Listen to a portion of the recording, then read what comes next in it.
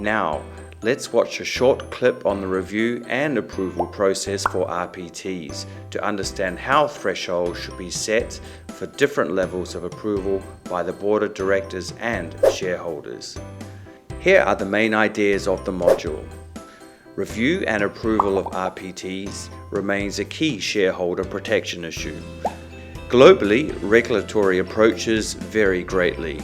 Nevertheless, decision-making with regards to RPT approvals should be clearly articulated. In most jurisdictions, the board is responsible for taking decisions on material RPTs. RPTs can be distinguished by immaterial transactions with negligible impacts on the bank, and material ones of greater significance and impact. Firstly, for immaterial transactions, the approval and reporting processes can be simplified and shortened. Transactions below the de minimis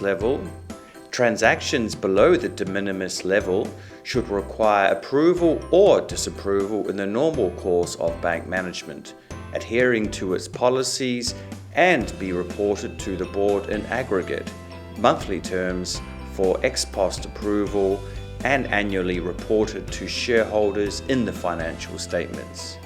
Secondly, for material RPTs, transactions requiring board approval should be of a value above a fixed de minimis amount and below a set percentage of capital.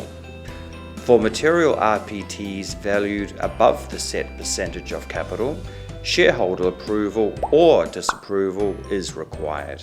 Now, let's look at a recommended model for Vietnam. Banks are recommended to establish transaction bans in RPT policies. Firstly, RPTs below the de minimis level require ex-ante management approval, but not an ex-ante board review and approval. However, ex-post board reporting and approval is still required. Secondly, from the de minimis level, up to a certain percentage of equity capital, which we recommend to be 3%, the RPT must go through an ex-ante board approval or disapproval process, following an independent board committee review. Thirdly, it is recommended that if the level of RPT reaches or exceeds 3% of owners' equity, then an ex-ante shareholder approval or disapproval is required. For this level, reporting individual material RPTs above the threshold to shareholders is mandatory.